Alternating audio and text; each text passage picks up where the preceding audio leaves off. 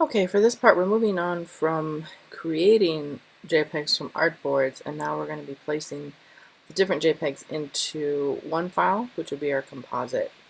And before I did that, I just also wanted to show you for the last video, I had been selected on artboard 2, so it only created artboard 2 JPEG, and then I'd have to do artboard 1 separate.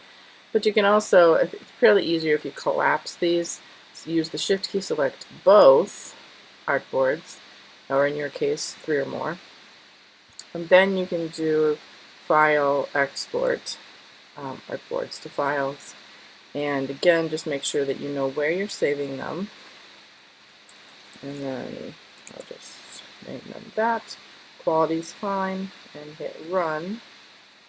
You can see it's thinking through both. It grabbed that one, it grabbed that one, says they're fine, so I'm going to go check in my file area, and sure enough we have these two. Now, to do the next part, we're going to need to know where these two files are. You can either grab them from your files, like I can from the Finder view, or you can do open from Photoshop directly. I'm going to go ahead and grab, let's see, I'll grab the first one. And I'm going to just drag it into Photoshop. I know that's off your screen here, but I just dragged it to the icon. So here we have you can see it's a JPEG, it's flat. All of those edits that we had made before are now permanently on this JPEG.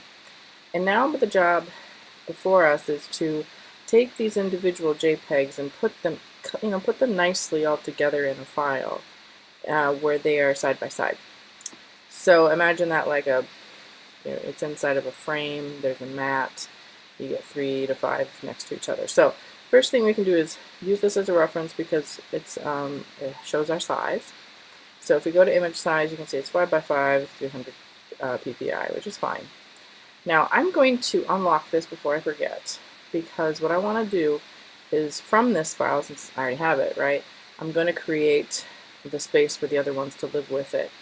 Now you have to go to image canvas size for this and simply expand it based on what you think you're going to be doing. So if I was going to be doing a vertical one, I'm going to be probably just increasing the width a little bit to leave some white space.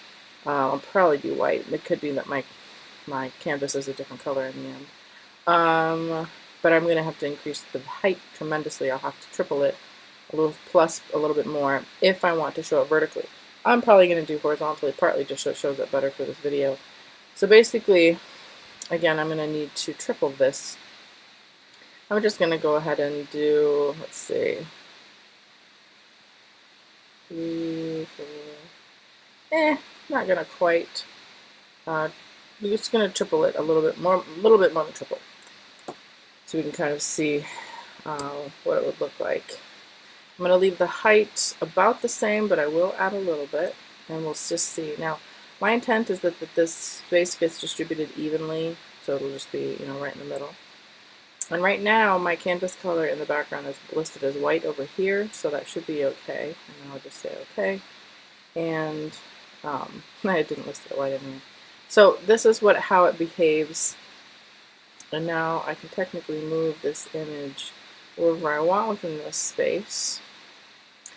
I'm just going to go backtrack and show you what happens if I had forgotten to make this file independent from the background. So right now the background is locked. If I went ahead and did the canvas size without doing it, I will run into some issues. And it's not, you'll know right away when you've done it. It's not a huge deal, but it does turn it to white, which is good. However, this image is now stuck to your background. So while you can convert it still, you're stuck then with this checkered background in the background, and it kind of carries itself around. So your job is definitely easier if you can remember that one trick, unlock it, recreate the new canvas size. You could also simply copy and paste a file, right? You could look at this file and say, hey, it's about 1500 by 1500. I need to make a new file that is going to be, that size. So you could go to File New, open up a proper size that would fit all 3 or 5. But why? When you can just do it this way. So again, I'm going to just increase it a little bit, and we'll see if that's enough. If it's too much, it's not a big deal. We'll crop off the extra. If it's not enough, that's okay too. We'll go ahead and add more. Okay, So that's that one. And then we're going to go ahead and paste, or place, excuse me, the other one. And that one was, so I need the second one here. And you know, it places it in the exact same size as the other one because it's coming from the same source. Remember, I exported them from the same artboards, which are the same size. So if you had different sources and they weren't coming from the same artboard, then you'd have to change. You might have to increase. Actually, you should never have to increase. You can decrease the size. And if I hold the Shift key down while I'm doing this, I'm just dragging with the Move tool. It will keep it in line with its original placement, which is good. And so there we go. I'm going to pretend that I have another one on here, even though I don't. And I'll just go ahead and add it. And you know, when you're looking at all this stuff, part of your job is to determine what looks best in terms of the order.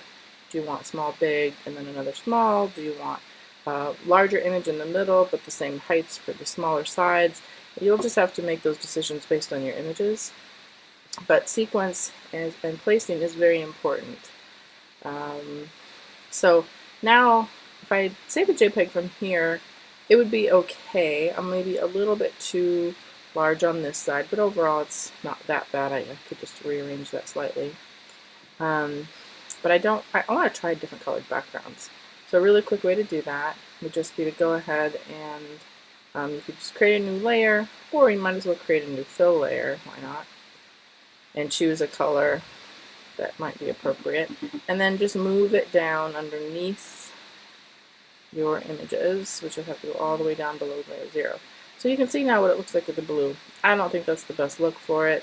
I'm probably going to maybe try to pick up one of the colors that exist inside of the image and just see. You know, your image will tell you when it's going to look its best. White is too overwhelming in my opinion. It's harder to see the images in my opinion. So I personally think a middle value all the way down to a dark value is best for the images.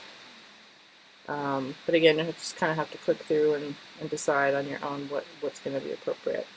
So once you have this, and you know you're good on the color background, you're good on the image sequence, then you can do File, Save As, and of course you should save that as a PSD. I'm going to skip that part and just go directly to the JPEG, which I know you can't see on here. I'll pull this up a little bit more. I don't think it's going to let me do it. Well, just below this, there we go, there's JPEG. And then that would be what you would submit for both in the discussion area, if you're doing the online class, or in the assignment area if you were doing this for an in-person class. So you just save that JPEG and name it. I have a naming the